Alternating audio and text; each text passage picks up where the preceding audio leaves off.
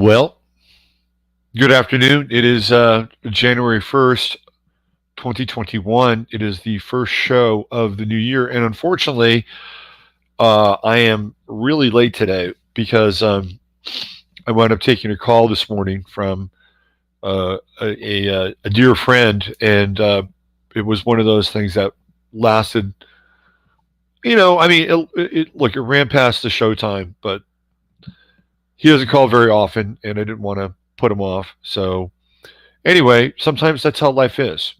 And you made choices accordingly. So I did. And here we are. And uh, here you are.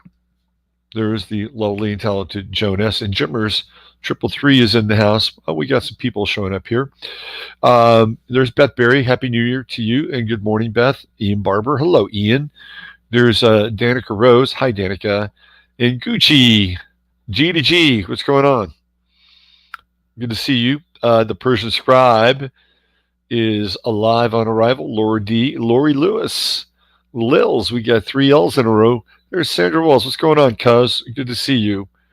Hope you you and the captain rang in the new year in the spirit that you bring to everything, which is really a beautiful one and very high vibration and loving and poetic and creative. And I hope you're able to capture some of that last night.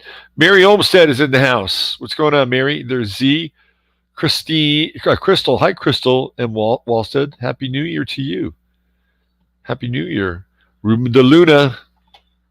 Nice to see you, Ruben. There she is. Amy, the cheeky one from the West Coast. Let's see. Jenna McCann.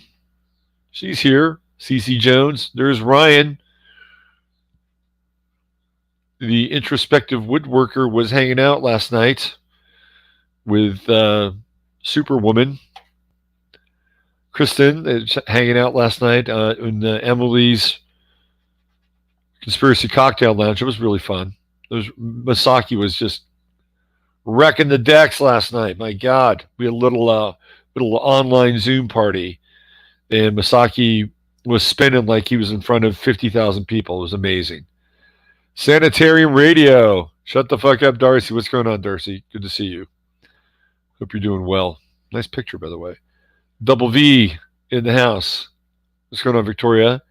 Let's see. There's Robbie Chopra. Rob, this is your time, man. This is your time, Mr. Super Aquarian, Mr. Super 12th, 11th House Aquarian guy. The planets are aligned for you. Wishing you a great year, Rob. Let's see. Ilhor Plaston. Hey, best wishes from Cape Town. Beautiful. Thanks for checking in. I hope you're doing well there. Hearty hello to the people of Cape Town in South Africa from the hill country of Texas. Amanda Palmander. There she is. Good to see you. John G. Happy New Year back to you, John. Unicorn Way. Happy New Year from Sedona. Beautiful. Unicorn Way. I like that. You can go your own unicorn way. Jeff Peters. What's happening, Jeff? That was really good, man. Freaking Masaki was. Wow. Killing it. Killing it. Hey, caught it live. Yes, you did. We're catching you live too. Wow, you went kayaking on the Mississippi with your dad. That is really cool. It's cold, but that's great. You went for a kayak float on the Mississippi with your father. Christopher Lee.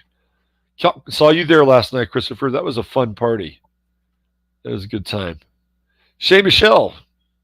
What's going on, Shay? Good to see you. One of my pupils. One of my star pupils. Scrubbies. Hello, Tamara. Good to see you. And how you been, Darcy? It's been a while. Been a while. Let's see what we got. We got 63 people. That's enough for a quorum, an online quorum. Let's manifest a new future. Yes, I'm all about manifesting a new future, and a future that is way more sane and positive than the one that we were shown in 2020. But that's how the game works, right? I mean, this is how it works. You don't really know what you want until you know what you don't want. Think about that. Think about all the bad relationships that theoretically you've been through, and hopefully you've been through them. Think about all the bad relationships you've been through. And what happens? You figure out what you don't want, unless you're a fucking masochist, which sometimes people are. I've been in that camp before. I no longer wear the dunce cap. I took that off.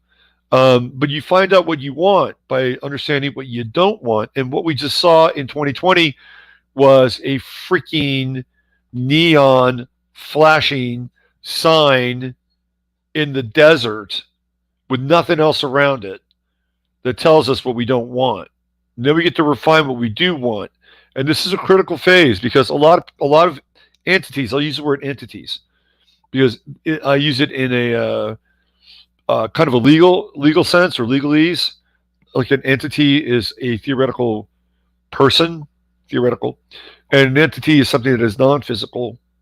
But we'll have entities that will provide alternate scripts for us. And they may say that they're really good and benign and beneficial, and even sounding quite utopianistic. Be careful of these. Be careful of the alternate scripts. Just don't jump at the alternate script. It's sort of like, again, a bad relationship. If you're in a bad relationship, I mean, sometimes this, look, I've been there. Sometimes you just you jump off the sinking ship and get on the first available life raft, right? I mean, come on, sometimes that happens. But if we want to create something different, and my experience of this place tends to be very much like William Blake. It is heaven and it is hell, and we have to have this fusion, a possibility, and a great kind of alchemical awareness of the potential and the possibility. Because on the one hand, it's like you can just surrender, forget everything, nothing matters, don't buy into the script, don't play the game. And there's value to that. And I know certain people that do that, and even to myself at times, I practice that in some way. There's value to that because it keeps you at a relatively safe distance from getting too connected and attached to whatever it is that is being generated in your direction, and that's valuable. And then there's a value in really detaching and seeing the scales fall away, and really being able to see the way things are, right? But there's a line from William Blake, which became a really important line in not only my life, but in the life of many other people, including Jim Morrison, but not just excluding Jim Morrison, many people. And the line is, if we were able to cleanse the doors of perception, we would be able to see all things as they are, infinite, which is where the doors got their name. Also, the doors of perception coming from Aldous Huxley, who piggybacked on William Blake after he took some mescaline and was less white and uptight than he had been before. So there's a real value in that. And we live in a so-called reality where I don't think this is just a prison planet. I think it's part of it. I think it's partially a prison planet. But there's also the potential to do something different and create something different. Because if you can do it here, you can do it anywhere. This is like the New York of the universe. That's why that song is so popular. Frank Sinatra, New York really was the epitome of the most modern and realized vision of Western society, if you think about it, for many, many years. Many years. And then eventually that went to, believe it or not, Los Angeles. But that's why that song was very popular. If you can make it there, you can make it anywhere. Well, if you can make it here on Earth, you can make it anywhere in the universe. This is what a lot of the, not a lot, but a select group of esoteric doctrinaires understand this. Or if you go really deeply into Mormonism, really deeply into Mormonism, what's the payoff? The payoff is you get to go have your own planet. That's what the payoff is, right? So they have a whole program and a playbook and a blueprint in order to do that. You get in, you become an elder, you do all these things, and eventually, you're entrusted with your own freaking world, right? Which I believe is a page from Freemasonry. So the idea is you learn how to become a god here, and you get to go become a god somewhere else, right? This is like God training, and I think there's some truth to that. Not that I want to go have my own planet. I'm not sure I want that much responsibility. To be fair, I can barely manage this household, but I think there's a lot of truth in that, and that this place is God training, and we have the attributes of being God-like. And I'm not saying this in a way that is sacrilegious. I mean, just look at the great avatars, the really great avatars, and let's just use Yeshua, Jesus, Sananda. Right, the potential there is miraculous. It's magical. It's a there's a the power of the magician embedded in that archetype, and we all have that. We all have that, and we can be the instrument of divine works and divine workings through us as a result. So this is all part of being here, and we're all in different places and different stages, and we all have different roles to play. So not everybody's here to do the same thing. Not everybody's at the same kind of evolutionary stage of development, and it doesn't mean that you have to go, linear A, B, C, D, E, right? There are times where you can be sort of strung up and hung out like the hangman, and then you're in a place where you're in stasis and you're frozen, and you're trying to understand what that is and how to operate in a time of great limitation. And then once you understand that and you're lifted off of that cross, all of a sudden things happen very quickly. And now you're into a quantum field, and all that time that you spent sort of understanding how you got there and what the best way to untangle yourself and free yourself is, which in many cases is to stop. Then all of a sudden, boom, things happen and you're in a quantum field and everything's really, really accelerated. So there's not a real one size fits all model or application. But what I will say is that we are not meant to be here just as prisoners. Although that said, once you realize you're a prisoner, that's an important moment. That's an important moment when you realize you're a prisoner, or you realize you're a slave, or you realize that you're indentured by some system or a group of people who have colluded because they have some base understanding of what that game is. That's a really important moment. And then you begin to wake up. And 2020 was a big flashing red neon sign in the desert, right? This is what, last chance, right? Last chance for whatever. Last chance for gas. Last chance for, I don't know, habanero ghost pepper pork rinds. So here we are. It's the dawn of a new day. And theoretically, we start with a clean slate, a blank canvas, as the Taoists would say, the uncarved block. And we have this theoretical concept or notion that this is a new time in a Gregorian cycle. And, there's some validity to that on some level, but we're also in a phase where there's no time. And we saw that last year, time ran out. It was it. It was done. Over. It's very free in a lot of ways if you can wrap your head around it. If you can be in the moment, it's very liberating, very, very liberating. And so each moment has the potential to be a new time. And yet we're still in the frame set of something that's gone on before us. So there's some kind of carryover with the tradition and the archetype of this day and what it brings for each and every one of us. The idea is that we want to be conscious, we want to be aware, so that we are engaged in a level of creation that has us fully present, right? Fully present, whatever that is. We all get knocked off our block every now and then. But the key is to get back on and then reset, refocus, and then keep moving forward. This is a time where we keep moving forward. And we have to move forward. If we don't move forward, we're kind of fucked. And life is a momentum game. And you want to keep some momentum up and keep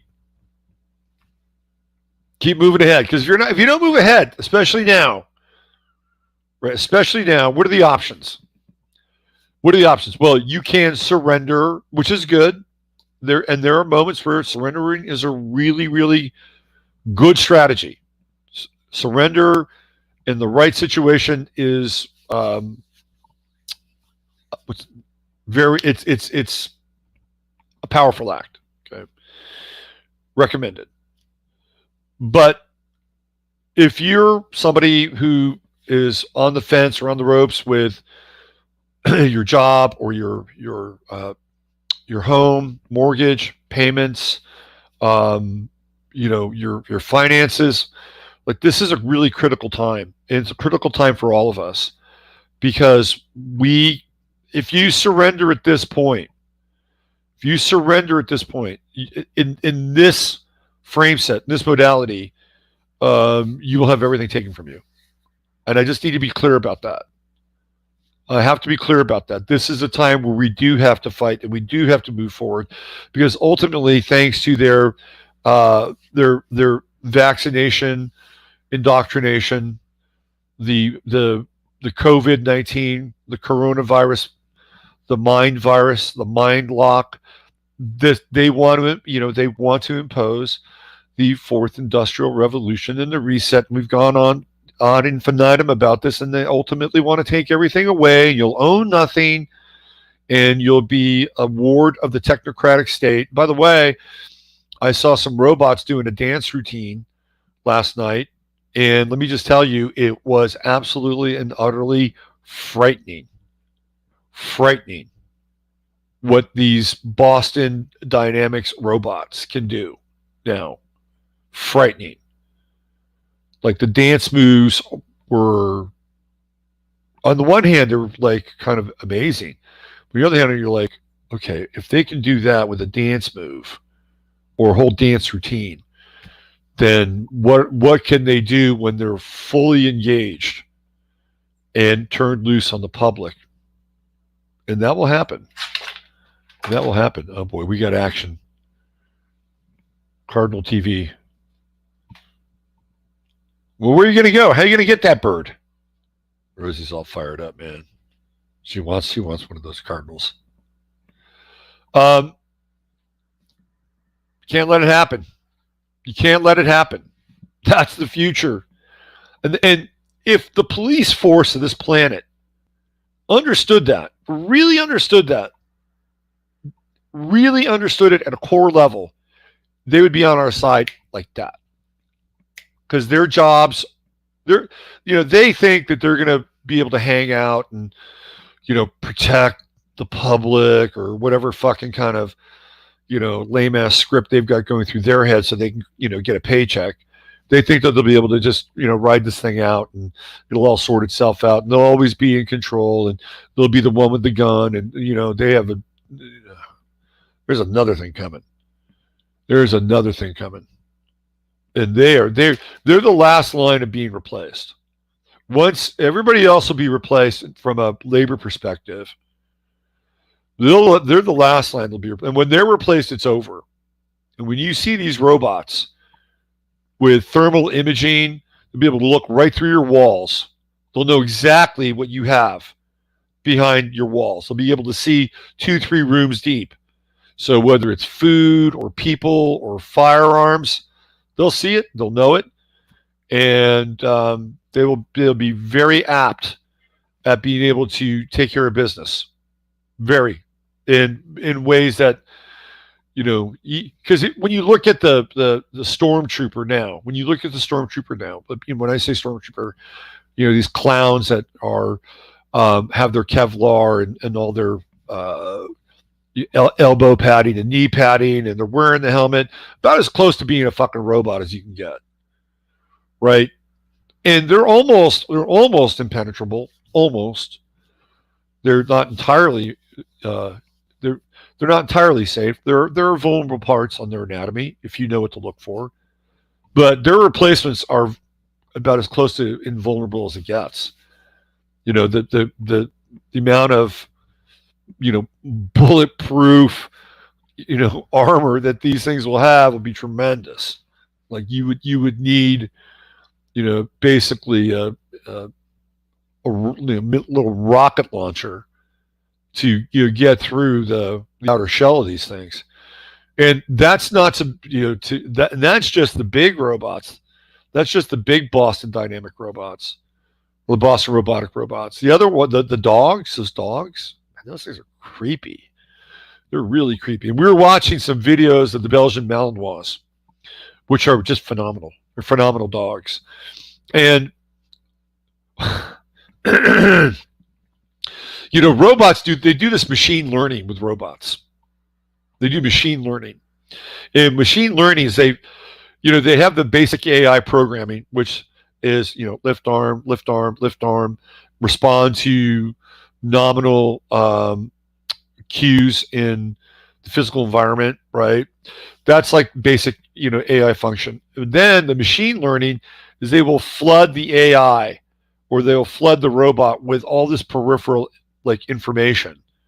And then it will begin to make very complex associations based on the flooding of the peripheral information. So think about the dog. Think about the robotic dog. And I was thinking about this yesterday.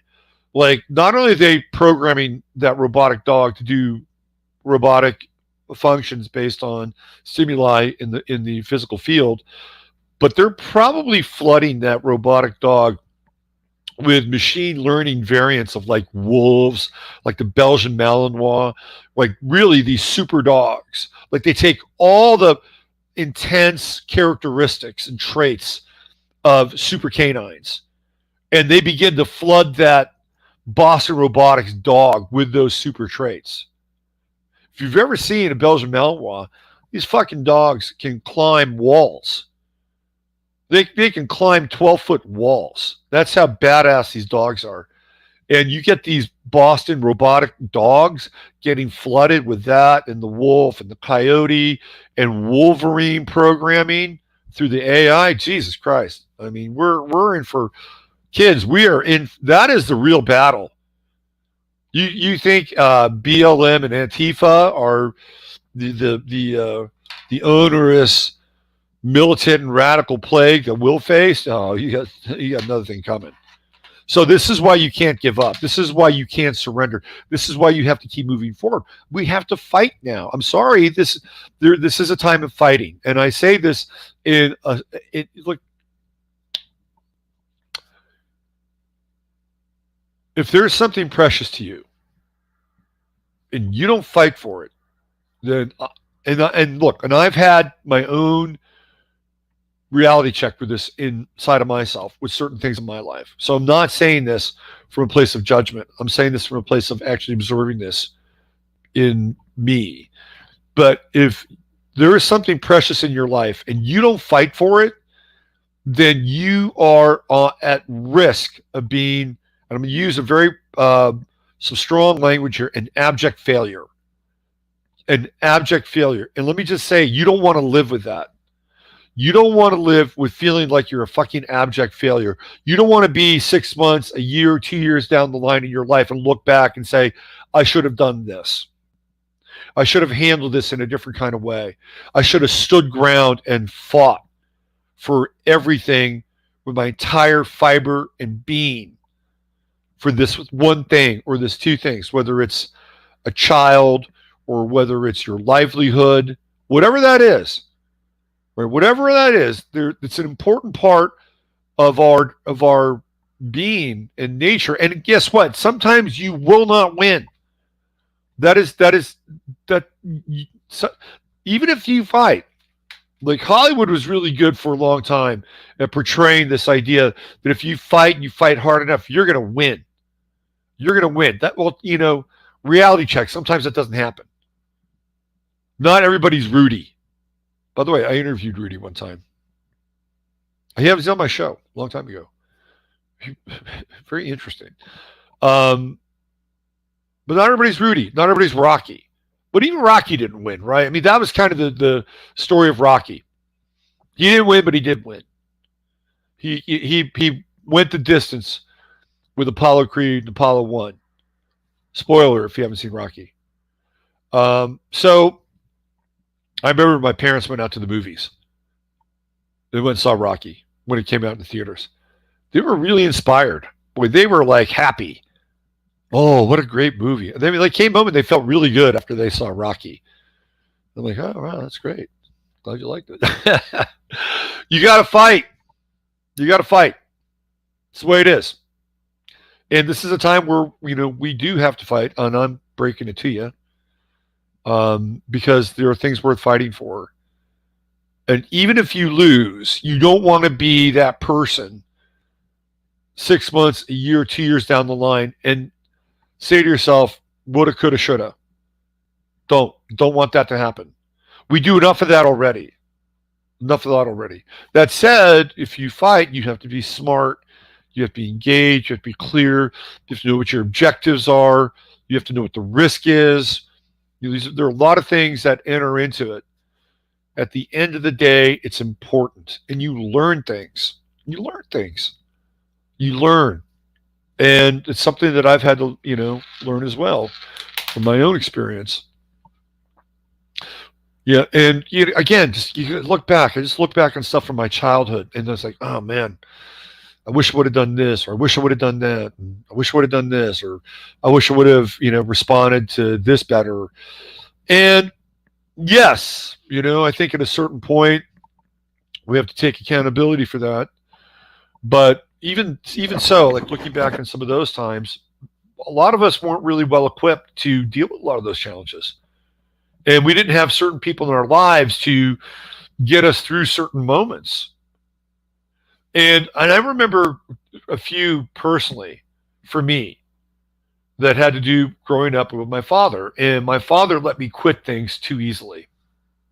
And that, looking back on that now, it bugs me that he let me quit things too. Like when things got really tough for me, in some instances I tapped out. In other instances I didn't. But in some instances, I tapped out. And I think it had more to do and say about my father than it did about me. Because I feel like my father wound up tapping out in a lot of ways in his life. When things got tough for him, he tapped out. And I watched it. I witnessed it. He went through a particular patch where, he hit the failure button. And he tapped out. And it was not pretty to watch, right, when I was a kid. So it was, in a lot of ways, it was more about him than it was about me. And as a father, when I became a father, I did not want my kid to tap out. I did not want him to tap out because that's what I had been through. And that was a kind of a learned behavior that I had to face. And the ramifications of that much later in my life. So that was one of the things, and I'll never forget, he was doing jiu-jitsu as a kid. And he was about, I think, 5. And he didn't want to do it anymore. And there was like this moment. I'm like, oh, okay. What am I going to do? I'm going to get him to stay, but how am I going to get him to stay? As a parent, it's one of those moments where if you come on too strong, you have the reverse effect, which I would later find out in a different kind of way. But it was like a gentle moment where I kept him engaged and he kept going, and I did my best to try to instill that. So what I'm getting at here is that this is the beginning of a new year. It's the beginning of a new day, the beginning of a theoretical new time, and these things can happen all the time. But we generally agree that this is the synchronous moment for most of us. And heading into 2021, which is going to be, I think, a very challenging year. In some ways more challenging than 2020, and in other ways less challenging than 2020. And I'll get into a lot more of that on Sunday night when I do the astrology show on Sunday night, and I'll break that down numerologically, archetypally, and astrologically. We can even see the astrology beginning to play out now. It's really interesting how the astrology is playing out because we're seeing, again, which is what I talked about when I was with Jay on Jay's show, and when I did the last Matrix Mash with Emily, that when Jupiter and Saturn come together, you're going to get this kind of miasma of both, where you'll have the Jupiter expanding the Saturnian uh, control systems. So you'll see the Saturnian control systems. They're going to want to expand their reach, right? They're going to try to make it bigger. Even here at a local level, the Saturnian control system said that, oh, now you got to wear a mask in public, and you can't. It's not about social distancing anymore, because Abbott, the governor, said, well, you can either social distance or wear a mask, and that's part of his order, and it's still there, whatever the fuck that order is anyway. Isn't it an order? Executive order. We're ordering you. It's an executive order, the CEO of the state. It's not a law. It's just an order. Anyway. But they went over and above that. They're like, oh, no. No, we're going to punish you because you stood up against us. You made us aware of our non-participating characteristics. We were background characters just running the city. We'd have these little meetings every now and then. So it would give you this idea that your voice mattered, and there was a level of transparency available to everybody, right? But really, it all happens behind closed doors. And now you've kind of blown the lid off our cover, and we're pissed. We're pissed. So now we are moving out of the background. We're moving into the foreground. But the problem with NPCs is that they have a limited range of options that they can operate through. Limited range, very limited range. And even that range is strained because they have not exercised those options before, or at least not the way that they're doing now. So now we've got, greater degrees of control at a local level. That's Jupiter expanding the potential of Saturn, right? Meanwhile, Saturn wants to collapse and drive down and create more density and pressure on people and groups that want to expand. It's happened again right here locally. We had a very active Tea Party here. And guess what happened? Facebook took them right off. Not only did they take the local Tea Party page off Facebook, the woman who is the organizer, one of the co-organizers, they took her Facebook page off. It's like, oh, she's linked to this. Okay, done, right? So this is the Saturnian function, or the Saturnian factor, right? Expanding their power and then also pressing down. Now, that said, it's going in the other direction as well. That the people that are waking up are adding more structure, order, and form to their potential for expansion. And this is where it gets really interesting. And we're going to see a lot of this in 2021. What we saw in 2020 was really one story, one note. 2020 was a one-note wonder. And that was deconstruction. Deconstruction of systems, deconstruction of laws, deconstruction of the economy, deconstruction of families, deconstruction of the individual. That's what 2020 was about. 2021 is going to be about something different.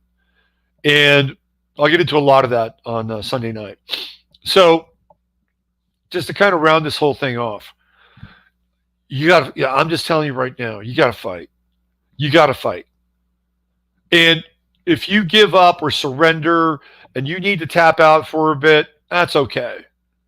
Nobody's going to judge you. If you know that you have left nothing on the table, right? If you let it all out there, then you have, at the end of the day, you can look back on what you did and say, you know what? I gave it everything I had. And it was either good enough or not good enough, or I made a few changes here and there, but I can look in the mirror and say, I didn't leave anything on the table. I didn't leave anything on the table. And you got to wake up every day. You got to look in the mirror, and you got to see that person in the other side of that mirror and say, who are you? Can I live with this face? Can I live with this face? And if you can, thumbs up, right? And that's just fundamental stuff. That's really fundamental.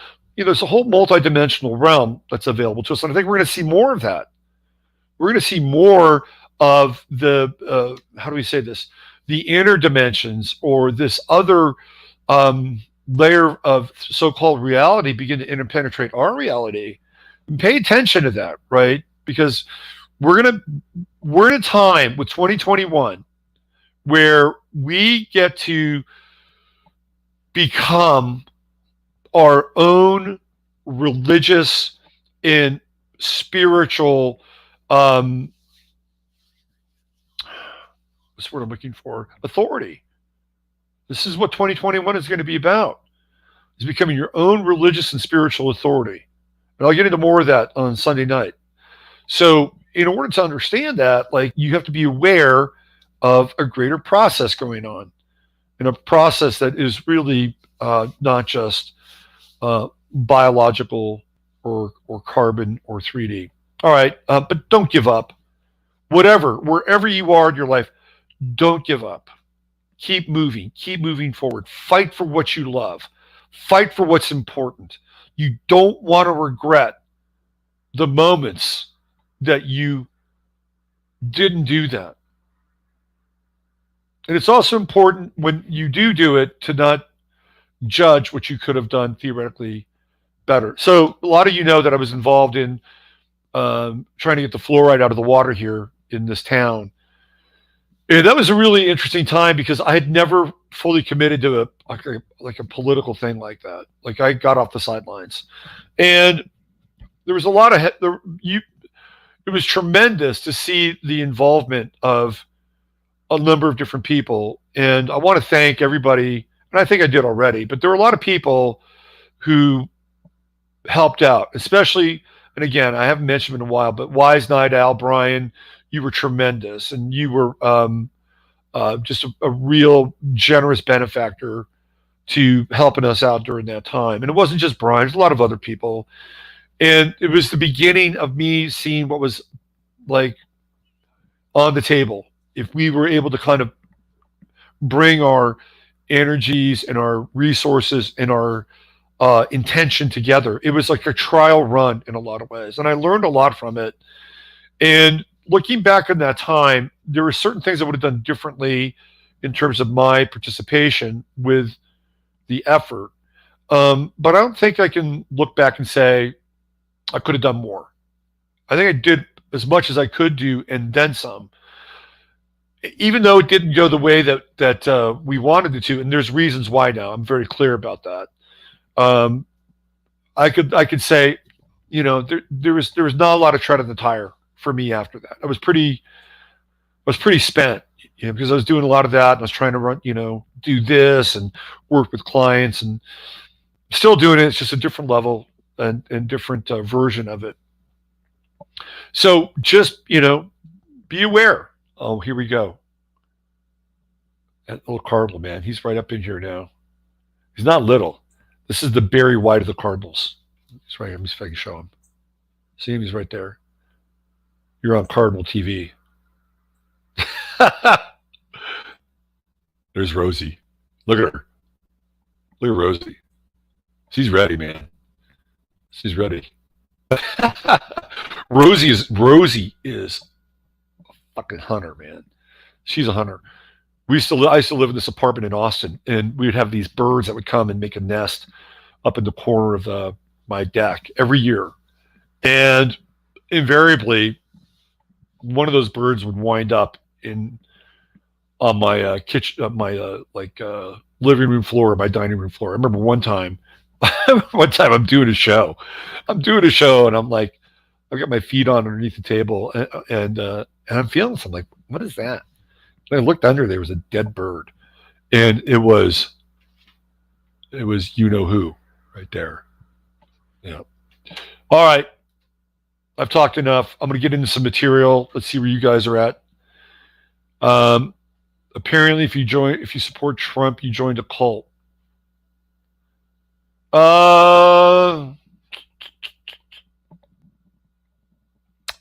That's a really interesting thing. It's a really interesting thing. This idea of group consciousness as it relates to cults, it's a real fine line. I remember when Obama got elected, like there was a very cult-like energy around Obama, really cult-like, still is in a lot of ways. And even when Bill Clinton was president, there was kind of a cult of Clinton.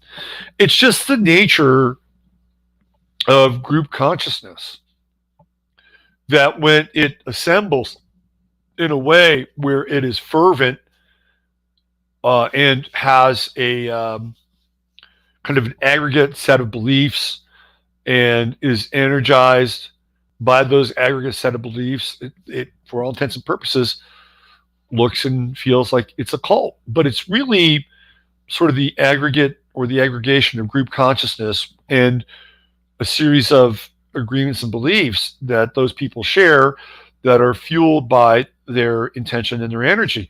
One could say that there's a cult of Anthony Fauci. There is a Fauci cult.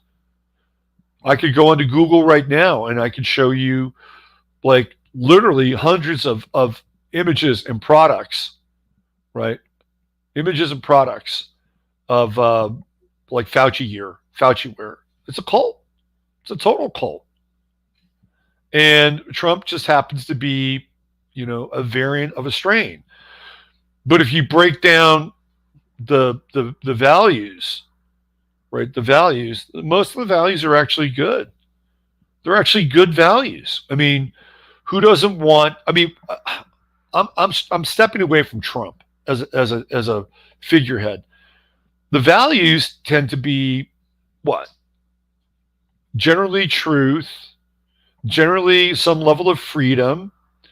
This idea that this country that we live in, even though it's really not a country, people don't understand that, but let's just give them the benefit of the doubt, that as far as countries go, and I would agree with this, that it is one of the best countries in the world. I will say that with an asterisk, because it has allowed us and afforded us some level of freedom, which we, by the way, took for granted.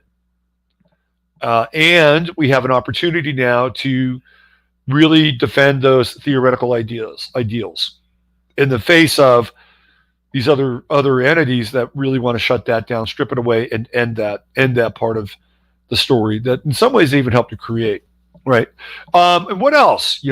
I mean, do people associated with Trump, do they want to burn cities down? Do they want to demonize certain people, certain groups? I don't really think that's the case. That is not the case. I've seen Trump rallies, and while they are fervent and impassioned, they're nothing like the BLM / Antifa rallies, which are nihilistic and destructive. So I don't know. I mean, if you're going to join a cult, maybe that's one of the lesser cults that you can belong to, because I think basically the values are decent. It has limitations because I think it's a little too wound up in government for my taste.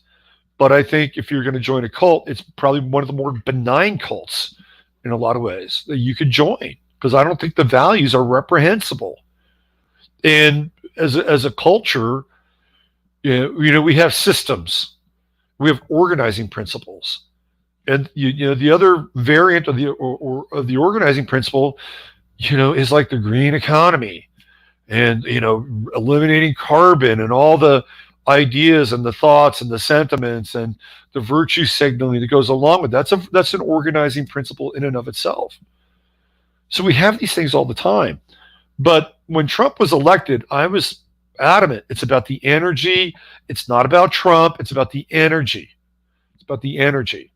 So, and I'm still very much in favor of that assessment. It's about the energy. Anyway, let me get off that Trump thing. Let's see what we got here. That movie, The Sting, that's the cunning card player that we've been seeing, I feel. So there's this interesting character who shows up on Henry Macau's site named Elias P. Fosdyke. He's a Satanist, and he talks about being a part of something called the Alpha Lodge, and he talks very openly about the satanic overthrow of the planet. And he talks about it in a way that's pretty articulate. And he said something that was interesting about Trump. He said that, what did he call Trump? He called Trump a harlequin. That he's a harlequin. And he is a fool. A harlequin is kind of like a fool in some ways. And Trump has that Sun-Uranus conjunction in Gemini. He's a trickster. Trump is a trickster. And I think the harlequin kind of falls into the trickster category. And he said something interesting. He said that Trump has an alliance. He has an alliance with a particular group or a particular lodge, but that is not connected to what they're doing. So he actually confirmed that Trump is a part of an esoteric order. Now, he said he's a Mason. He's made that comment. Newt Gingrich said he's not a Mason. That he didn't take the initiations. That's what Newt Gingrich said. So I think that both are true. Because Trump was trained by Norman Vincent Peale, who was a 33rd degree Mason. Bishop Norman Vincent Peale. He was married by him. So I think Trump took those teachings and is a part of something else. Now, some people think he's York Rites. There's a York Rites and the Scottish Rites. Some people think he's a York Rites Freemason. I'm not sure he's either. I think Trump is a part of something different. That's what I think. This is what this Fosdyke character says. So he's aware, and he's got connections, and he's got Trump's got his own brand of magic, which is very dualistic if you follow the script. But he said that Trump is dependent upon group energy, that he is incapable of introspection. And that's where he gets his juice from. You take away the crowds, you take away the attention, and then he's useless. And in human design, Trump is a generator. He's not a projector. You know who's a projector is Obama. Obama's a projector based on what we know about his birth chart. Obama's a projector, and I can totally see that with Obama. But Trump is not a projector. He's a generator, so that means he has his own energy. And I understand what Fosdyke is saying, but I don't necessarily think it's completely true. I don't think it's completely true. But it was an interesting sort of look into how an Alpha Lodge Satanist views Trump and sort of deconstruct. He says that unwittingly Trump is doing their bidding for them. Unwittingly. Okay.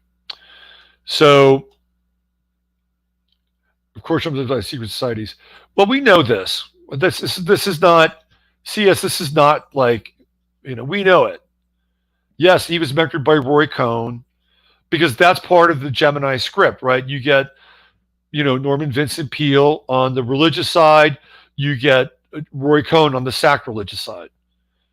With Roy Cohen, he understood power, right? Leverage and power. He understood it. That's part of the Earth game. He learned at the elbow of the fucking master of leverage, Roy Cohen. With Norman Vincent Peale, he learned about the power of positive thinking. You listen to Trump, he will be incredibly positive. But I think out of that, he's created something different. That's what this guy Fosdyke was saying. And I'm not saying it's better or worse, but I don't think you can pigeonhole Trump and say, oh, he goes down to, the lodge and wherever and meets with the rest of the guys in the aprons. I don't think he does that. Do I think he's part of a different group in a different order? Yes, I do. but I don't know what it is, and I don't claim to know what it is. Let's see. What else do we have here? Jesuit. They all are, but I believe he is the ultimate chaos magician. Yes. Yes, he is a chaos magician. He's been talking. Before China. He was talking about Japan. Japan was the original China for Trump. Japan was the original China, and then he moved on to China. The challenge with Trump, for me, is and has been for a long time, the Goldman Sachs crew around him. You look at everybody that Trump hired, they were all connected to either the CFR or were Bilderberg participants. Hardly any one of them. Steve Mnuchin is a Skull and Bones member. Wilbur Ross worked for the Rothschilds. Right? So Trump has surrounded himself with all these, and maybe that's what you got to do. I had a conversation with a friend, and we were talking about Steve Bannon. And he says, well, I like Steve Bannon, but he hangs out with the tiny hats too much. And I'm like, well, look, if you're somebody who wants to make a lot of money and be in the earth game, guess what? You're going to hang out in the corridors of power, and you're going to hang out with the people that make a shit ton of money because they have the relationships, they have the connections, and they have the networks. And that's what you're going to do. That's what you're going to do. You're going to have to go there eventually. Trump went there. Trump's best buddies are Stephen fucking Ross and Larry Silverstein. These are the people that were, engaged in, a great deal of real estate in New York City. Larry Silverstein's brother-in-law was a huge real estate player. This is the playground Trump had to play in. You're in the world, man. And this is what happens. It's what happens. It's what you do with it. And if you can get through that experience untainted, or at the very least have it be redemptive at some level, then that's another story, right?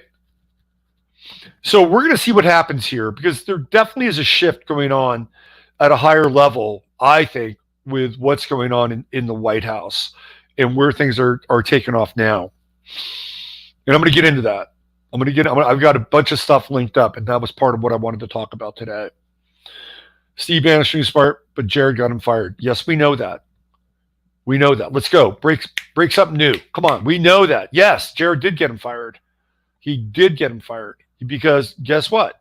Jared Kushner is not a good person. And, this is one of again, we run into this with Trump. We get the inconsistencies. Like, why would he let his daughter marry this guy whose father was incredibly corrupt?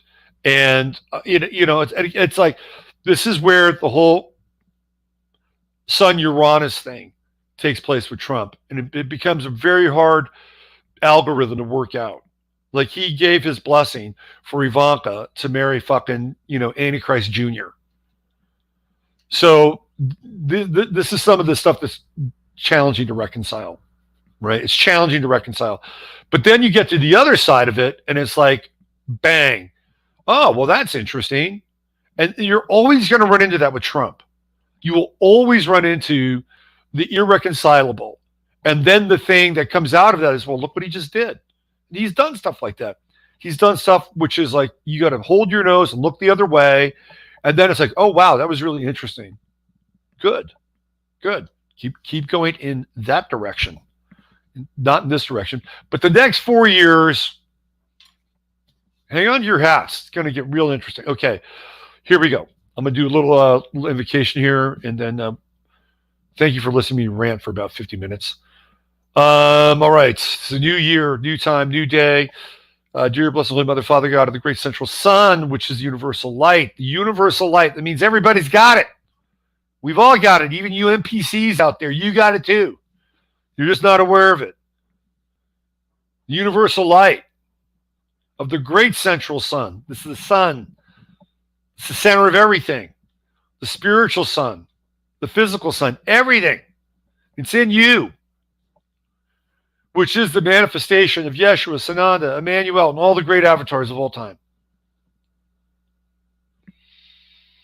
We ask that only the highest and best information, wisdom, intelligence, and truth come through this channel during this stream and in all activities throughout our day and throughout the coming year. This is the invocation, the benediction for the coming year, that we are blessed and graced by these qualities in each of our lives, that we are able to hit the highest notes of our potential, that the octave of our experience reaches new heights, that we aspire to perfect pitch, to be in alignment with our higher will, which is our true will. And as we do so, we affirm and decree the potential of possibility that this day is a new chapter, a new page, a new blank slate, the uncarved block in each and every one of our own lives. And let us enter into this time with conscious awareness so that we may create a story that is glorious for each and every one of us, whatever that may be. Even if it means that we become initiated into the beauty of what others might call a mundane existence. May we find the simplicity and the grace and the peace associated with that. May we find and tap into the power to overcome the struggles and the challenges in our lives, and to do so in a way that we learn and grow, and we all find the hero within each and every one of us. And may we do this together in a time where we reach the potential, the full potential of the individual, and the individual spills into the group, and the group's potential spills and informs the individual. And we have a symbiotic relationship with everything and everyone, so that the greatest and the highest design unfolds for each and every one of us. And we affirm these things to be true. Any karmic residue from 2020 and beyond, let it be cleansed, purified, clarified, and removed so we can be right here, right now, in present time with one another moving forward. All right, let's get it done. Here we go. The earth is the center. I am convinced we built an international house of pancakes on the Temple Mount in Jerusalem. Men, then and only then. I love that. Let's put the IHOP there. I'm down with that. The IHOP is a secret order, by the way, because the pancake is a symbol of flat earth. Did you know that? Were you aware of that? You didn't know that, did you? When you eat a pancake, that is the communion of the flat earth. And you thought a pancake was just a pancake. You were wrong. You were wrong. And guess what happens when you stack the pancakes? Guess what that is? You're looking at resets. Each layer of a pancake is a reset. So you get up to like 6 layers, those really big 6-layer stacks. Holy shit. So the pancake is the communion of the flat earth. And the stacked pancake is the blueprint for the reset. So that's why having the International House of Pancakes in Jerusalem is probably the best idea we come up with in 2021. Good job. Good job, Persian Scribe. And then you have the butter, and then you have the syrup, right? The butter and the syrup. That's another important factor. You know, it's very, very important. Why? Well, because the syrup comes from a tree. It comes from the maple tree. And what does the maple tree do? All trees connect heaven and earth. Didn't you know that? The roots stretch deep into, right? Deep into the earth, and then the branches into heaven. And so when you consume syrup, right, that is the elixir of the tree, which connects you to heaven and earth. The syrup is the binding agent that brings the ability to be in this world and not of it. And then we throw the butter in there, and the butter is the mother, right? The butter comes from the cow, which comes from, the milk of the cow. And what is the cow? The cow is Taurus. Taurus is the earth. It is the mother. So there we go. And the butter and the syrup's kind of like honey. Butter's like milk. So it's milk and honey. It's the land of milk and honey, which is theoretically the Holy Land, right? So when you consume a stack of pancakes, believe it or not, you are doing God's work. You just didn't know it. Okay. Gluten-free pancakes for me. Yes. Yes. Let's see. IHOP, Freeform, Ad Lib is hilarious. What are these? Sacred Cows make the best hamburgers. Joe, that's really good. Sacred Cows make the best hamburgers. That is really good. Love oat cakes, palm oil free. Thank you. Oat cakes. Scottish oat cakes. Got a lot of oat cake fans here. How about that? It's all about the syrup. Yeah. It's all about the syrup. What do you feel about? We used to go to this place called Ken's House of Pancakes. They had all, and I guess maybe a high hop did. They have all the fillings on the inside. I remember the one time they had chocolate chip pancakes on the menu, and I was really excited. I'm getting those. And then I had them, and about halfway through, I couldn't finish them. It was too much. It was too much. It was like you think that a chocolate chip pancake is going to be the best thing in the world. You get the chocolate chips and you get the syrup. It was just like, it was too much, man. It fried my brain. I couldn't eat it. I don't think I ever had a chocolate chip pancake after that. Hey, Sigurd's back. Good to see you, Ziggy. French toast. Oh, boy. I'm a big French toast person. French toast. Yeah. French toast is the breakfast of the French Revolution. It really is. Because it's not pancakes. It's like, fuck, we're tired of pancakes. We want something different. We want French toast. Yeah, and there's a whole other layer. You got the egg in the French toast. It's a whole other layer. Waffles. Waffles are good. Waffles are really good. You know, there wouldn't be a Nike without waffles. Did you know that? There would not be a Nike without waffles. Well, why? Because Phil Knight, when he wanted to design a running shoe, used a waffle iron to create the new sole for their running shoes. They wanted running shoes with traction. Before that, they didn't have it. So that's what they did. They used waffle irons and they used rubber, right? They pour rubber in and they would get a mold and they would cut it out and they would put it on a shoe. And that's how they tested it out. So there wouldn't be any Nike, there wouldn't be any LeBron James, there wouldn't be any Colin Kaepernick without waffles and the waffle iron. So if you wanted to go back and change the course of history, you would just have to eliminate the waffle. It'd be that simple. If you were to go back in time and eliminate the waffle, we'd be living in a very different timeline. The bacon is important. The bacon's important and the sausage is important too. And just have that little bit of maple syrup, not a lot. Because then you got the salty and you got the sweet going on with the bacon. And then with the sausage, you get the salty, the sweet, and the savory. If it has a little bit of like thyme in that sausage, right? Man, now you're cooking. Now you're cooking. How can we transport through these portals? I don't know. For you to find out. Let's see. Too stodgy. I'm too stodgy. I am too stodgy. Oh, there isn't a good English muffin chain franchise. Siggy, you're brilliant. You're brilliant. The English muffin is really underrepresented. I would agree with the English muffin thing. Like, man, how come nobody jumped on that English muffin chain? Could you call it Muffin House? Oh, man. The Muffin House.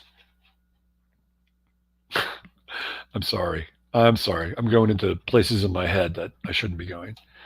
Not by eating like this. We need to be light and lightweight. Yeah, it's good. I changed my diet. If you go back and you look at some of the videos I was doing, like even like 2 years ago, no disrespect to people who are carrying a few pounds, but I was a fat fuck. I was really a fat fuck. I looked bad. I look at those guys and go, ooh, who is that guy? You know what? I stopped eating pancakes and waffles. That's what happened. Coney Island, they ran out of cups and borrowed waffles from the guy to put the ice cream in. There you go. I'm telling you, though, if you did not have waffles, the world would be very. And how did we get from waffle to like waffling on something? You know, because a waffle, when you eat a waffle, it is not a waffling experience. You eat a waffle, and it's it's a thing. Right? But when you waffle, you go. It's like, well, I'm not sure. I'm not sure. I don't know. Right? I'm waffling. How do you get from a waffle to a waffle? I don't know. That's a mystery of the universe. If we solve that, I think we can, Rob, find out how you can understand the difference between a waffle and a waffle. And I think you'll find a portal there. I think you'll find a portal there. Crepes. Now we're into crepes. We're into crepes. I remember when I was in high school, this is when crepes started to like hit, right? And I was really in love with this girl, and her name was Liz. And I took her out on this date, and I'm fucking 16 years older. So I was 16. It was awkward. But I took her on this date, and I wanted to, take her on a really nice date. So I took her to this. What is it? It was like this crepe restaurant. It was like crepes were just hitting, and I thought I'm gonna take her to a crepe place. This is really going to impress her. And then, of course, at the crepe place, they had, for the first time in my life, spinach salad with the little drizzle dressing and some little mandarin oranges and little bacon things. I'm like, I'm gonna score points here. Didn't really work. It was okay. I mean, the food was good. It was like, I was trying to take it to another level. Like who's going to take you to a crepe restaurant? Somebody might take you to a burger place. Maybe they might take you to Sizzler, but I'm taking you to a crepe house. Sadly, I think that was our last date. Maybe I should have taken her to a hamburger place. Now, breakfast is about to lead to foreplay. Oh, there we go. I missed the Texas waffles at the end of the hills this past October. I didn't know they had Texas waffles, Jeff. I didn't know there was such a thing as a Texas waffle, and I've been here for 8 years now. So, but I'll take your word for it, and who knows? Maybe they'll have it back next year. Let's see. Did we leave anything out? Let's see. I think we left out biscuits. We didn't talk about the biscuit. We did talk about muffins. I think we somehow managed to avoid croissants. Scones. We did get into scones. I went through a scone thing. I was really into scones for a while. Really into scones and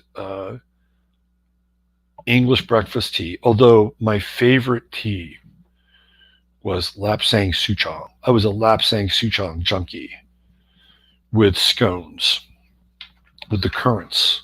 And you dip the scone to just about ready to break apart. You had to get it so it's just about ready to break apart. If you broke apart, you failed. You failed your mission. But if you got it to the point where it's just had a little bit of that glutinous binding still there, and you brought it into your mouth, and then just kind of surrendered in your mouth. That was the moment right there. Oh, the bagel. The bagel. I had a job delivering bagels one time. And that was an interesting job, to say the least. I had my fill of bagels, trust me. Okay, donuts, crumpets, beignets. See, isn't life on Earth great? You guys want to fucking give it up for the fifth dimension. You guys want to ascend. And what are you going to do with all that good stuff? What are you going to do with all that stuff? You ever try to eat an etheric muffin? It's great on cal. I mean, it's very light. Do you ever see that movie? What was it? Defending Your Life with Albert Brooks. I love that movie, by the way. It's a great movie, even though Meryl Streep is in it. We don't hold it against her. Rip Torn is in that movie. He's fantastic. Anyway, in Defending Your Life, if you haven't seen it, many of you have because you're a very switched on group of people. Albert Brooks dies, and he has to go through the past life review. And he has to see how like mediocre his life was. And in the afterlife, you get to eat as much as you want, and you don't gain any weight. But the restaurants that he goes to and the restaurants that Meryl Streep gets to go to are very different, very, very different. And it's very funny too because every time Albert Brooks is about to get into like a serious glutinous binge, it's interrupted, and he can't finish his meal, and he has to go do something, which I think is a version of hell anyway. It's a really good movie. A crumpet by any other name would be an English muffin. What do you think about that, Siggy? Do you agree with that? Do you agree with that? I don't know. We've got some serious representatives. Scottish potato scone. I've never had a Scottish potato zone. The best biscuits ever are cooked in a skillet over a fire. Cuz I bet you cook a mean biscuit. I bet Sandra cooks a mean biscuit. I'm betting that. I am betting that. The crumpet is holy.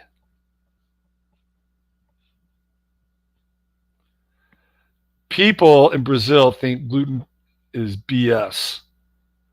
A lot of Italian blood there.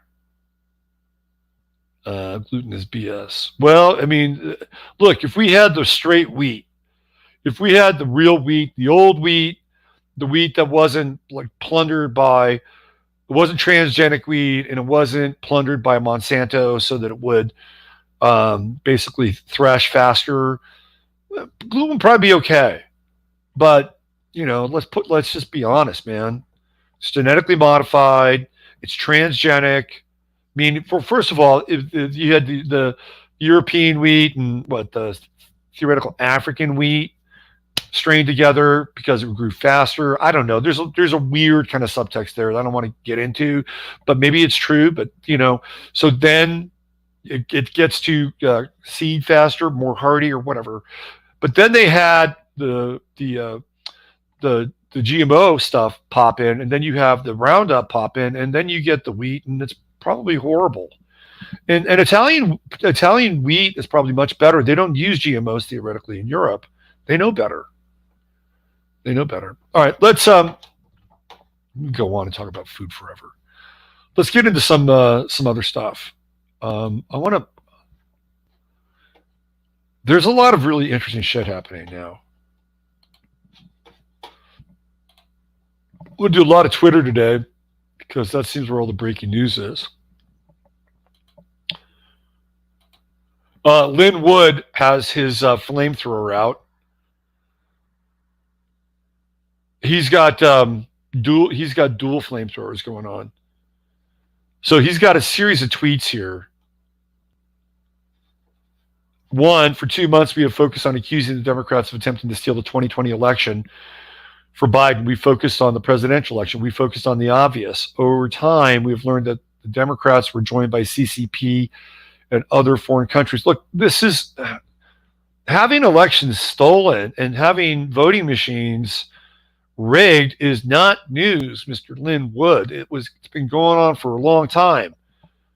Long time. That's how George W. Bush was elected during the second election. That's how Barack Hussein Obama was reelected for his second election. The machines were tweaked. Of course they were. Two, we've also learned that the globalists like George Soros and elitists like Bill Gates were involved. It almost feels like somebody else is tweeting Lynn Wood's tweets.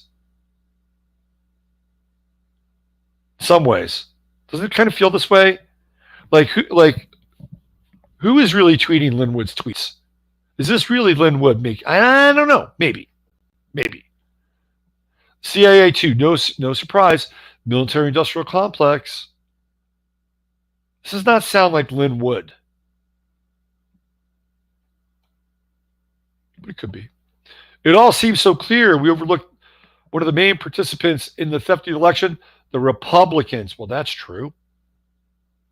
These groups aspire to the goals of communism, a ruling elite, and an oppressed class of people who exist to serve those in power. When arrests for treason begin, put Chief Justice John Roberts, Mike fucking Pence, and Mitch McConnell at top of the list.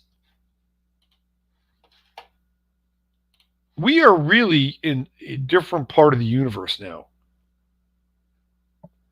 He's putting Mike Pence at the top of the list. He should. Mike Pence is not a good dude. He's not a good dude. Sorry. None of them are, really. But, you know, at least if somebody's bad, like, you know they're bad. Like, the one thing about Hillary Clinton that I do admire is she doesn't aspire to be good. Like, you know, whoever that person playing Hillary Clinton is fucking no good to the core, and she knows it, and I don't think she tries to dress it up. Right? She's being authentic. And even Trump in his own way is being authentic in his own way. But Mike Pence is totally, you know, comes off all pious and Christian. He's a crook. He's a criminal.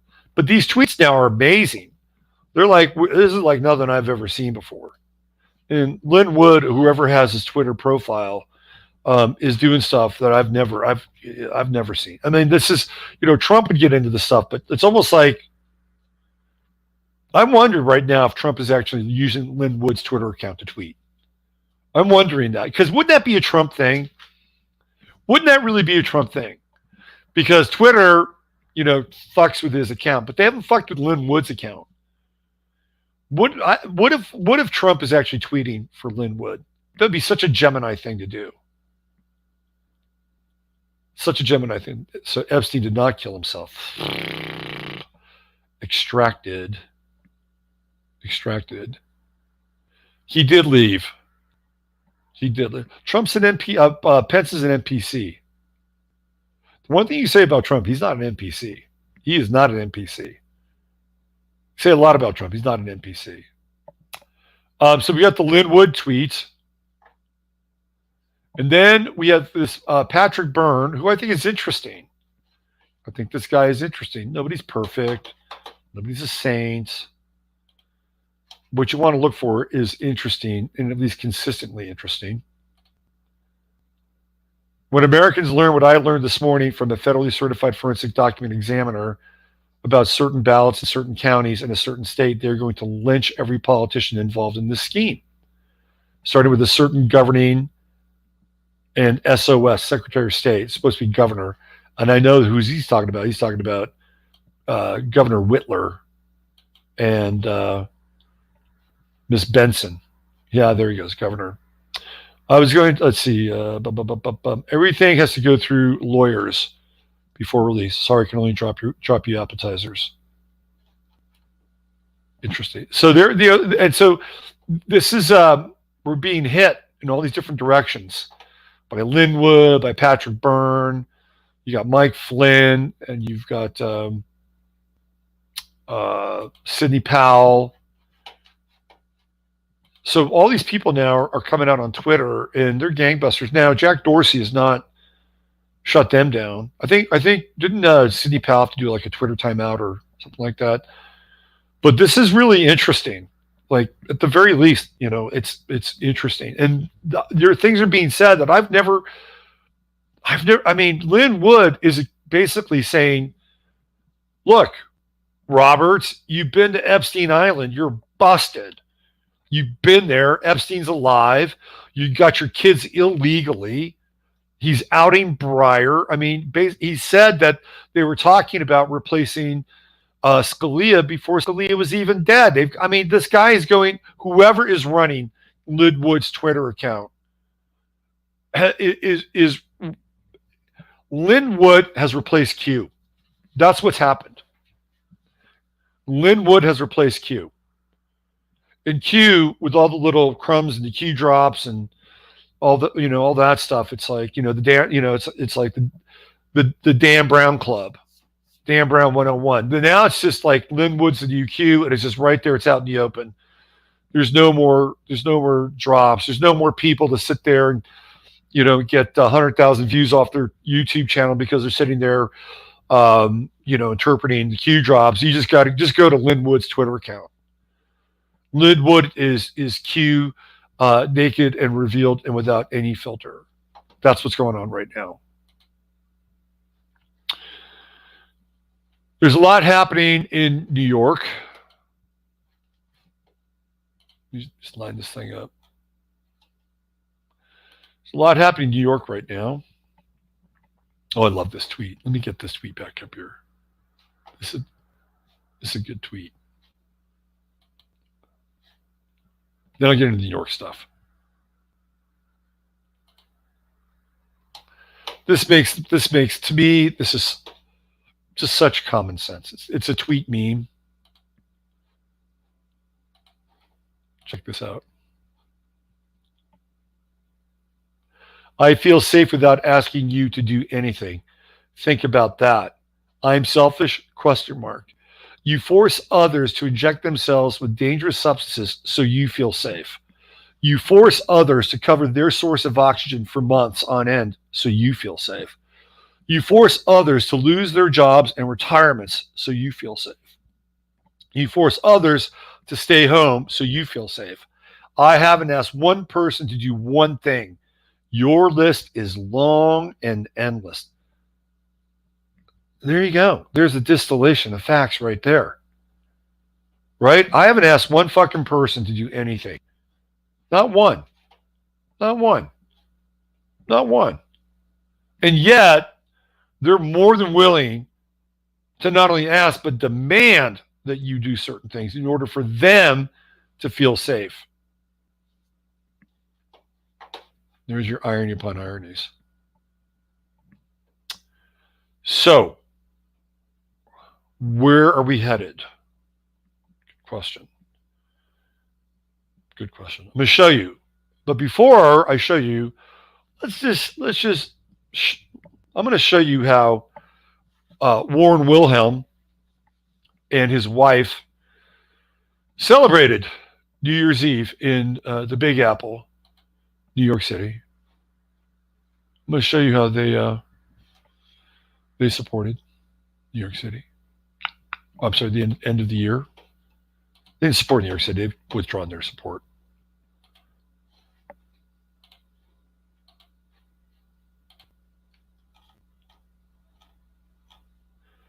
"2020 ends with ball drop in an empty Times Square as millions watch from home." That is really, if you want to look at what is Eddie Izzard getting tits? Oh, that's just wrong. God. He's an Aquarian. Pretty sure he's an Aquarian. Let me just look at that. Sorry, I'm having a ADD moment.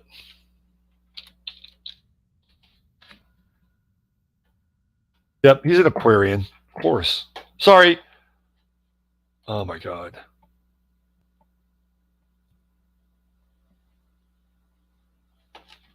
I think we can start calling him Betty Izzard. I got to go here for just a second.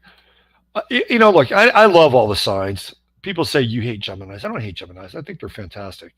People say you hate Aquarians. I don't hate Aquarians. I love them. I love all the signs. I really do. But they all have sort of an inbred kind of cliche value. I mean, I'm a fucking Virgo. Trust me. I know all about the cliche value of a Virgo. Although if you hung out at my place for any period of time, you would really scratch your head and ask yourself, is this guy really a Virgo? The run for hope. Make humanity great again. Betty Izzard. He's actually really, I don't know if you call him, very smart guy, very funny guy, extremely funny. 31 marathons, comedy gigs, counties, countries, days. Would you eat 31 waffles in a day? 31 pancakes. Isn't there 31 flavors of Baskin Robbins? What's up with the eyes? Very strange. Very strange. Okay, so there you go. There's your Jupiter-Saturn conjunction right there. Eddie Izzard. Let's go back to what I really wanted to show you was the New Year's Eve celebration. That was beyond surreal with the first couple of New York City.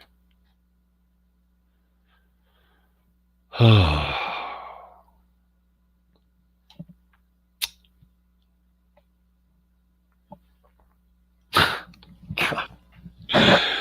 This shit.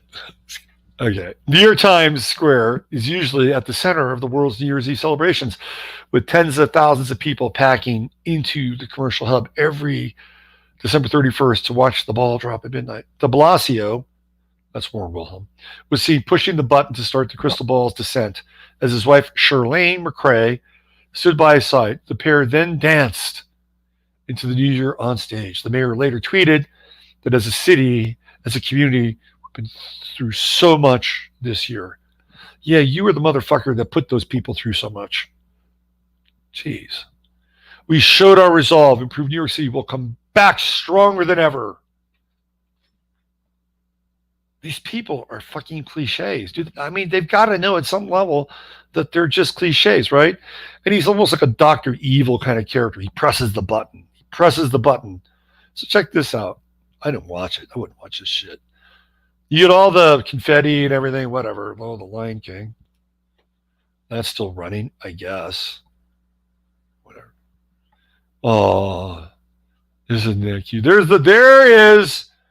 This is what's happened now. This is the crystal ball now that drops. It's like some kind of occult fetish now. And look at them.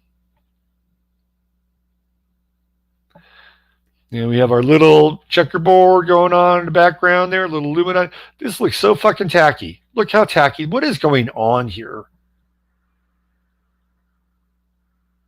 You've got these advertisements for these champagne. Here is the miniaturized crystal globe. And then you've got this ornate Baroque, crappy, tacky symbolism going on over here. Maybe there's two pillars. I only see one. There's usually two. Here's the little one. That's the tiny pillar. That's mama pillar, and that's baby pillar. And who is this? Who's this Lady Liberty? Was this Columbia? Is that who this is? I think this is Columbia, right? The torch. It's probably tranny. Oh, and they have their little mass kissing moment. Isn't that wonderful? Isn't that wonderful? And these are the people that we entrust to help build back better. What a joke. What a total joke. De Blasio seen pushing the button to allow the crystal. I guess there's a crystal ball still outside. There has to be, right? I mean, it's not just this little stupid fucking crystal. Oh, that's the button on the ball. Where's the button? Yes. So the button, is the button on top of the ball? No, that's part of her mask. That's the same cloth that same design that they wore after the BLM stuff. That's not a big deal. It's like, again, a cliche. Yeah, baby, no mask for me. Planet Fitness seemed to be a very active advertiser and sponsor for the event. I guess some people showed up. But look, I think they even have masks. Was that, what is it? It was almost like a Subway ad. You got ads with fucking mask people on. Ridiculous. Absolutely ridiculous. But that's how they brought into the year in New York City with almost a particular empty Times Square. We were watching Times Square last night prior to midnight, and it was weird. It was they have a live cam. You can watch. You can go onto YouTube, and they always have a live stream cam on Times Square. You watch it 24/7. So it was really ghostly. It was really good. It was very weird, very bizarre. It was dystopic, totally dystopic. What else does New York have in mind? Well, I'll give you a little look-see.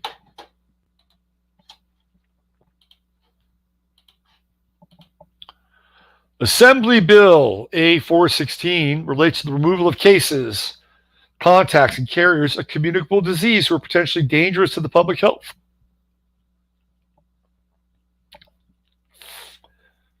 So this is a bill that's been introduced, right? This is going to be in assembly on January 6th, an act to amend the public health law in relation to the removal of cases, contacts, and carriers of communicable diseases who are potentially dangerous to the public health. This is the FEMA camp program right here. FEMA's hiring, by the way. I think you make what about? I think FEMA pays really well.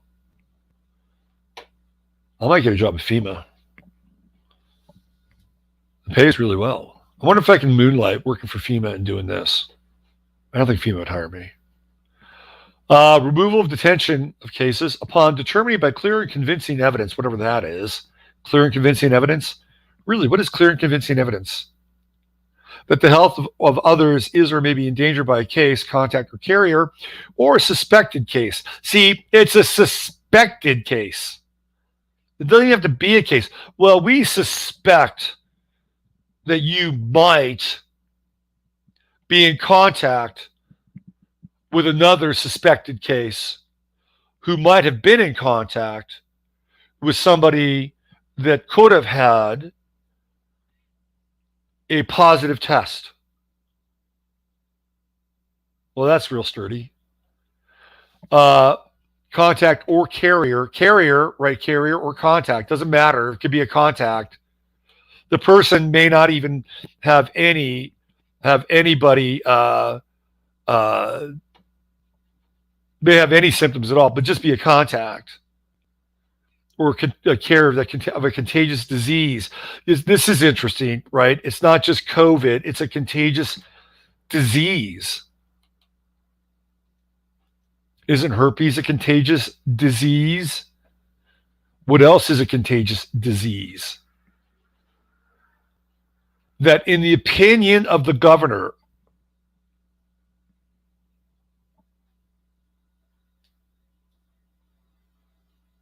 and we all know who the governor is, and we're pretty well aware of his opinions. After consultation with the commissioner, just have a little consultation. Well, what do you think? I think we should put that motherfucker on ice. May pose an imminent and significant threat to the public health, resulting in severe morbidity or high mortality of the governor or his or her delegee, including but not limited to the commissioner or the heads of local health departments. So now, if you're the head of a local health department, you have the same power vested in you by the governor, who is Andrew Cuomo. That's pretty fucking scary. May order the removal and or detention of such a person or a group of such persons by issuing a single order identifying such persons either by name or by a reasonably specific description of the individuals or group being detained. Such person or group of persons shall be detained in the medical facility or other appropriate facility or premises designated by the governor or his or her delegee in complying with subdivision 5. There's that number 5. You'll be seeing a lot of 5 in 2021.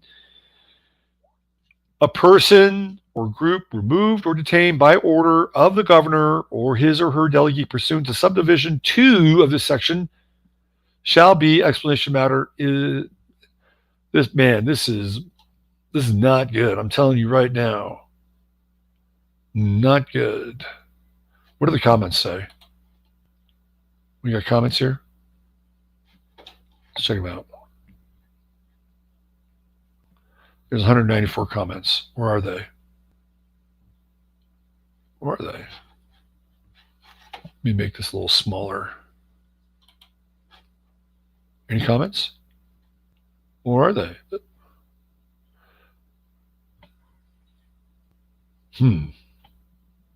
There's no comments. Why? What? Start the discussion. New York Senate and Gov. Oh, interesting. Should I start the discussion? Let me go away from it for a second.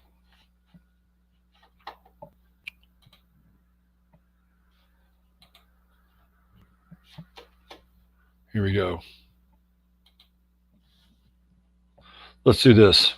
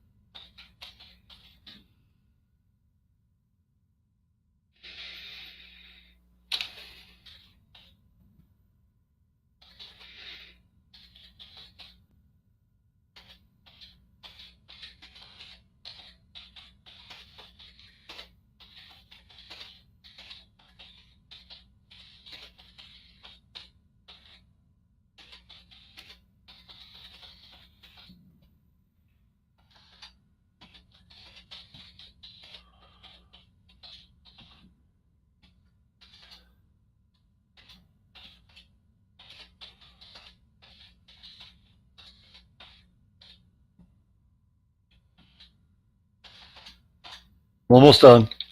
I'm not writing War and Peace here.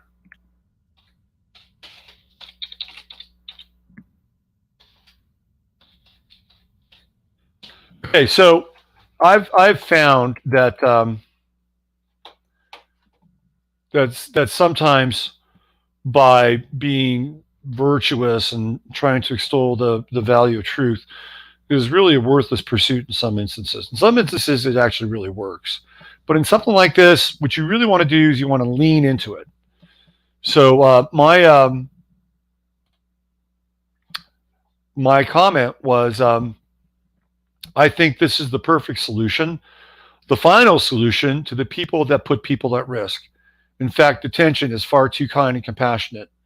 The bill should include swift death panels to remove these people as quickly as possible, not just from the general population, but humanity itself. Get tougher, right? So now it's like, it's like, whoa, do we really want to go that far?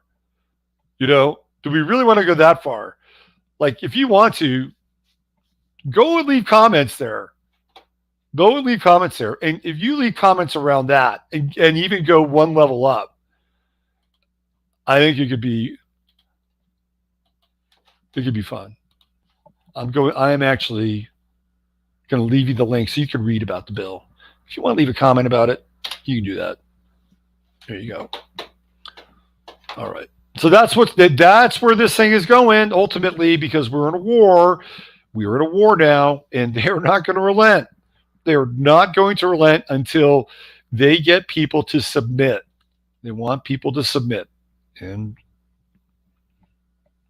you got choices.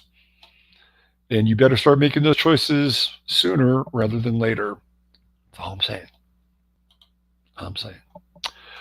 There was a woman, a brave woman, a brave soul. I tell you, during this time, I felt really connected to people in England because they're waking up. I've seen some great stuff come out of England. And, from the guy who just schooled that guy in, where was that? Was it Brighton? I think it was Brighton, where he had the play center for the kids. He just schooled that dude. And I'm seeing a lot of people in England begin to really wake up at a higher level now than I've ever seen before. And this woman, let me show you this from Zero Hedge. You got to see what she did, man. This is what it's about. I guess Paul Watson covered this. A woman in the UK was arrested by police after she filmed a video.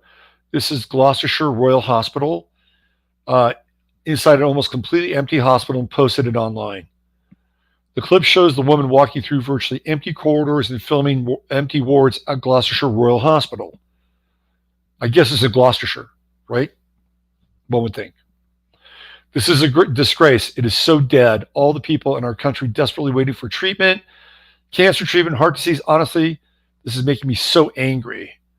The woman expressed shock at how quiet the hospital was, saying she expected there to be a few more people around. There's absolutely nobody. Ding, ding, ding, ding, ding. Here's the video. I'm going to show you guys. Watch this. Empty hospital. Look at it. This is a disgrace. I've never seen. Oh my God, look at this. It is so dead.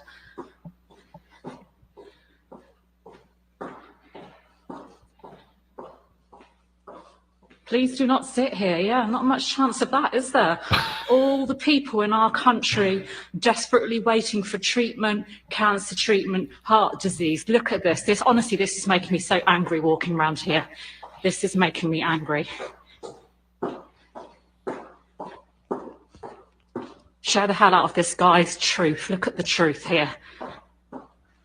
Do not come back to this post with bullshit when there's a completely empty hospital I'm walking around. I'm so angry. Not only am I angry for all the people. Look, I'm looking into a ward. Look at this ward here. What is this ward? Minor injury units. This is the minor injury unit. Oh my God, look at it. All the people this time of year that would normally be in here being denied treatment. This is a disgrace. I am so angry. To be honest, I wasn't expecting it to be quite as quiet as this. I expected a few more people around. There's absolutely nobody. No security. Where's the security staff? I haven't even seen them. Lights off in there. Cardiology. Look, lights are off. What a joke. Look at this. Macmillan. This is disgusting. Macmillan cancer table. Of course, Macmillan, for those of you that don't know, have been key in the privatisation of the NHS, where these huge companies, pharmaceutical companies, have come in and taken over and privatised everything. Remember that. When you do these stupid things online for Macmillan, don't get involved. They are a disgrace. Macmillan is a disgrace. So the canteen is closed. The shop, I've been in this hospital before for various things, and this shop is normally... So apparently she got busted and arrested. I would have liked to have seen that. Let me go back to that piece. Where did it? It's right here. Yeah.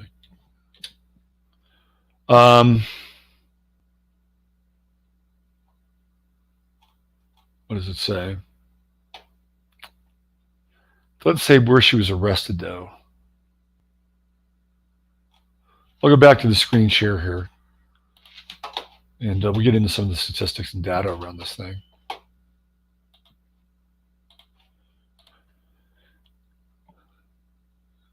So it says that she was subsequently arrested by police for filming the video and has been charged on suspicion of a public order offense. The woman has been bailed to return to police on 21 January with conditions that she cannot enter any NHS premises or the grounds of any such premises unless in the case of an emergency or to attend a prearranged NHS appointment, said a statement by Gloucestershire Police. While the footage shows the inside of the hospital to be virtually empty, UK health authorities have continually asserted that NHS is at risk of being overwhelmed. Where public data shows that hospitals are indeed emptier than at this time of year. The same thing can be said here. You could go online and you could look at hospitals around the country, and you can actually see the counts of people that are supposedly in those hospitals, and they don't match the hysterical the hysterical depiction of what's taking place. So critical care bed occupancy rates versus 3-year average. So everything is lower, right? On the December 2020, it's all lower. Midlands lower, lower, and they're supposed to be overwhelmed. So she brings up an interesting point in some ways, even though it may be an inadvertent point. If they are not treating things like cancer and heart disease and all these other supposed maladies we have, what is happening to these people? Are they dying? Are they suffering? Are they going to have a heart attack? Are they going to have cancer? I mean, what is really happening to them?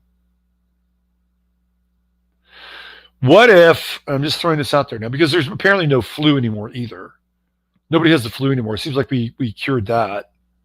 Thank God we cured the flu. Unfortunately, this corona thing came along, and now we got to deal with it. But the flu's gone. We for hundreds of years, thousands of years, we battled the flu, and guess what?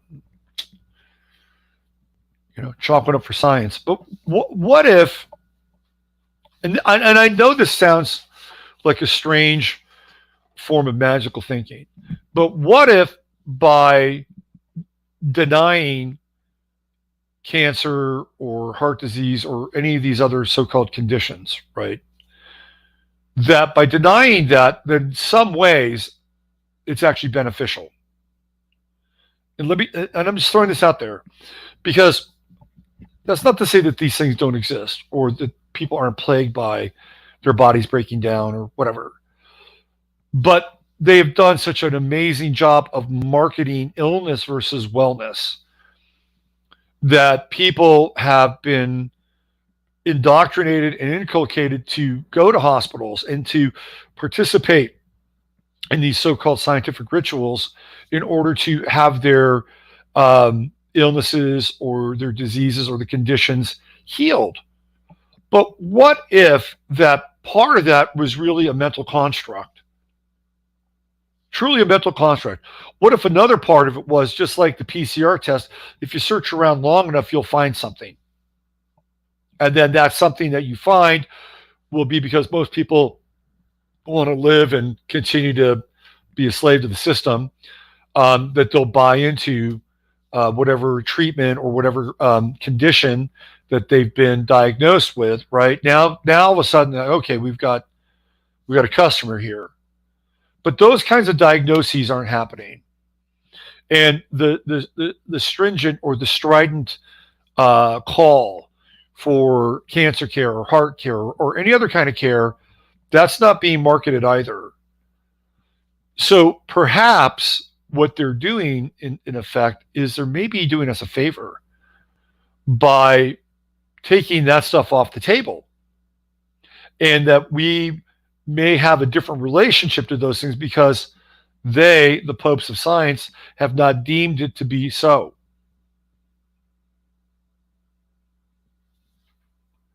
By not addressing these things or not having the services available, maybe on some level, we actually begin to eliminate those things. Think about that just for a moment. Think about that for a moment. Because she was talking about, all these people are suffering from these other things. Well, really, are they really suffering from those other things? In some cases, maybe they are. Like if you took my body into a hospital right now, and I'm in pretty good shape, I bet you they could find at least 5 or 6 things wrong with me. And I'd be on statins, I'd be on all kinds of fucking things, right? But I don't go there. I've been getting into the story of Pete Maravich lately. And Pete Maravich is a really interesting character. He was born on the summer solstice, so 0 degrees, Cancer. And in the secret language of birthdays, it's called the cusp of magic, right? The cusp of magic. And Midsummer's Night Dream by Shakespeare, which is very magical, right? It's a very magical kind of Shakespearean tale. And Pete Maravich was a magician. He was a total wizard with the basketball. He had it, man. He had it.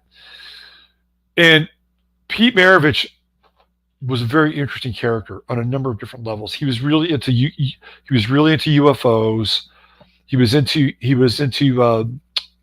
Hinduism, right? He was a vegetarian. I mean, he was black belt in karate. Pete was a searcher and a seeker, and eventually he found Christ, and or Christ found him, and he was born again, and he was the happiest person because Pete was haunted. He was almost too gifted in a lot of ways, and he was haunted. And when he found Christ, his life became a magic carpet ride, even though he himself was a magician of sorts. And he retired very early from basketball. Well, he retired around 30, I think 37, I think was when he retired, 37 or 36. And that was a big deal. He was empty. And that's when he was born again. And he just became incredibly peaceful and happy. And then one day at the age of 40, he went to go play a basketball game at the church that, what's his name? James Dobson, that guy, his church in Southern California. And he says, I feel great. I feel great. And he played a game of basketball. He collapsed and died. And Pete Maravich was dead of a heart attack at the age of 40. And when they did an autopsy on his body, he had no left ventricle in his heart. Well, he had one, but it was really, really atrophied. It wasn't very strong at all. And meanwhile, his right ventricle was enormous. It was doing the work of both ventricles. And this is a guy who played basketball nonstop all his life, and he trained with karate. I mean, this guy was,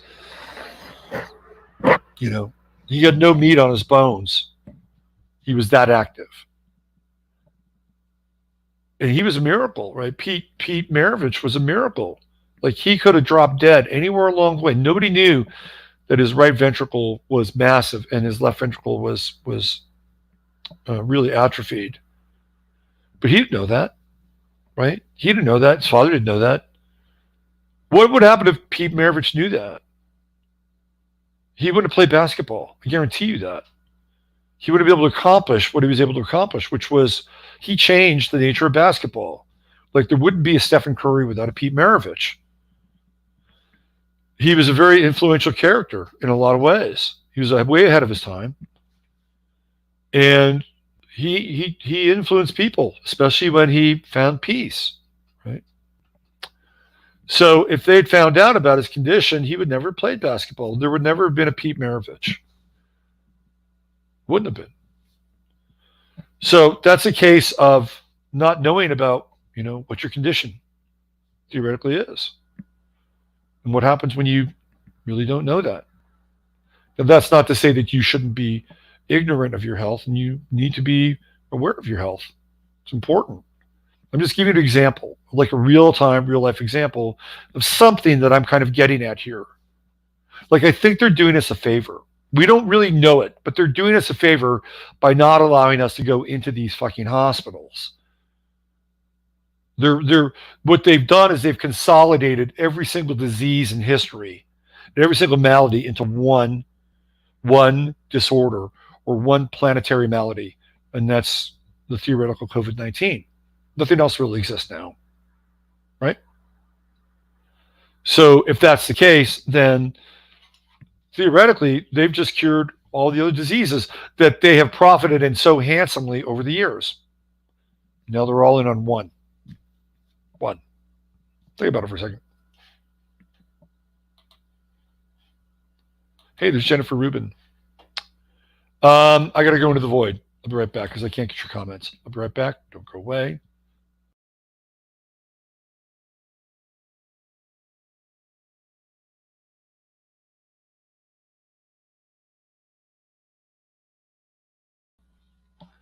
There we go.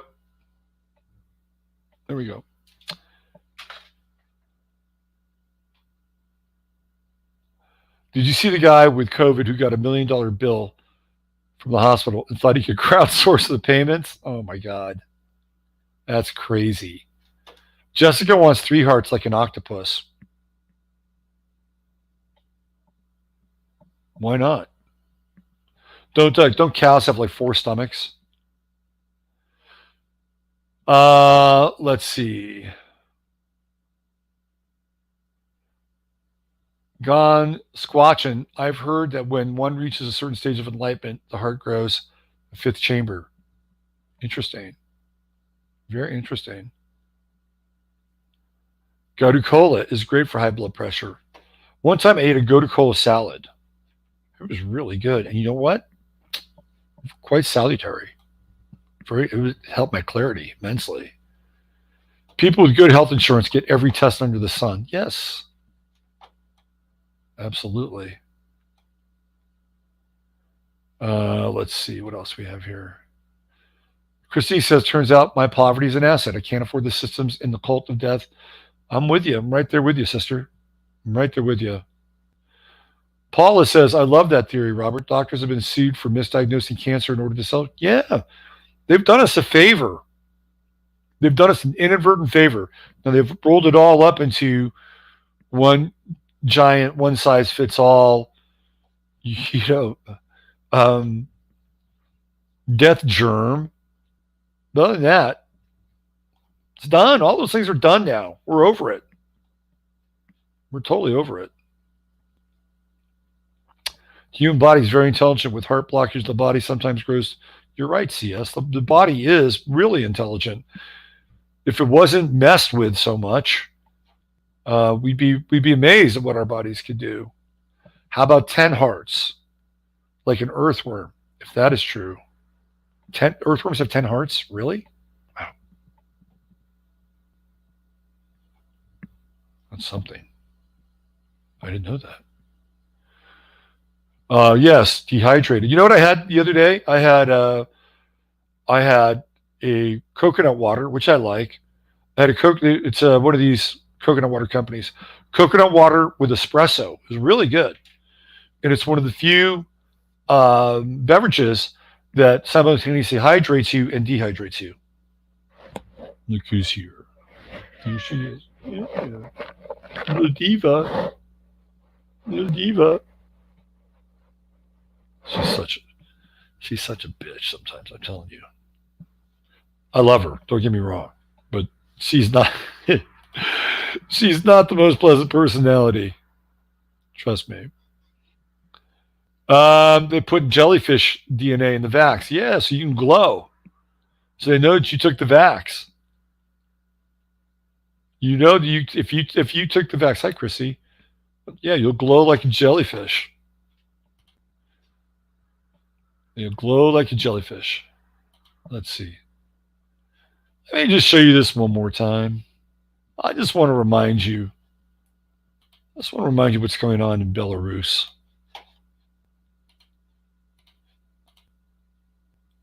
Have you heard about all the terrible cases of COVID in Belarus?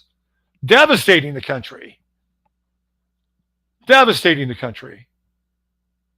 Belarus has some of the highest cases of COVID on the planet.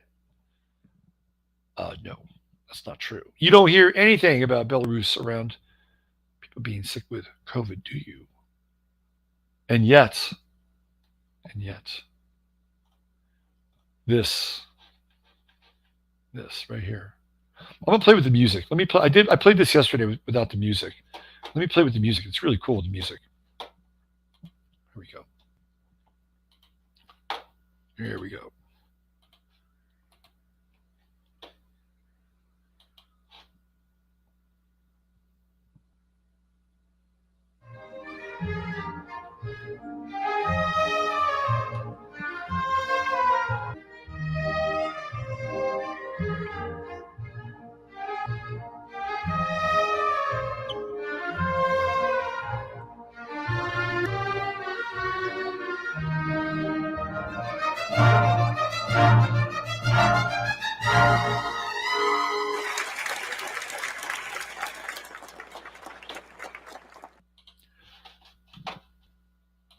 Somebody's having a much better time than we are. I'm telling you that right now.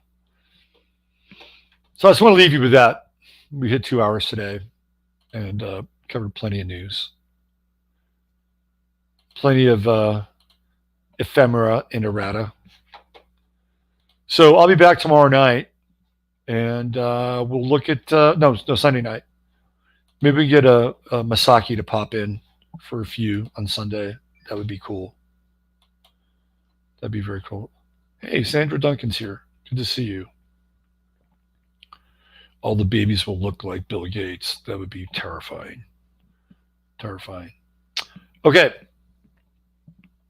I'm out of here. Thanks for being here. Use your head in order to discern what's real. Your heart. Just open what's possible.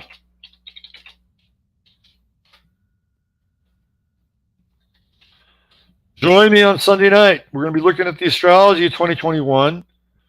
We'll dive into Michael Pence's chart, see what he might be capable of or not capable of on the 6th of January.